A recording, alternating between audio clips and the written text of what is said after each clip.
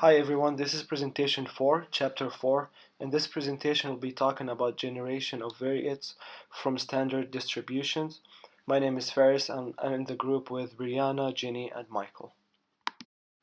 For the standard normal distribution, it's the normal distribution with a mean of 0 and a standard deviation of 1.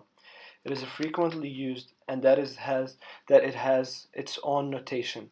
A random variable z follows the standard normal distribution if the density is phi.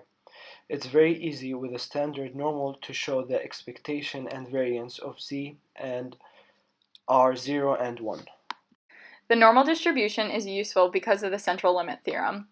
In its most general form, under some conditions, which include finite variance, it states that averages of samples of observations of random variables independently drawn from independent distributions converge in distribution to the normal. That is, they become normally distributed when the number of observations is sufficiently large. The function shown describes the distribution where mu is the expectation, sigma is the standard deviation, and sigma squared is the variance. Box-Mueller method takes the x1 and x2 as standard normal random variates and puts them into a joint density function shown below of f of x1 and x2 equals 1/2 pi times e to the negative x1 squared plus x2 squared over 2.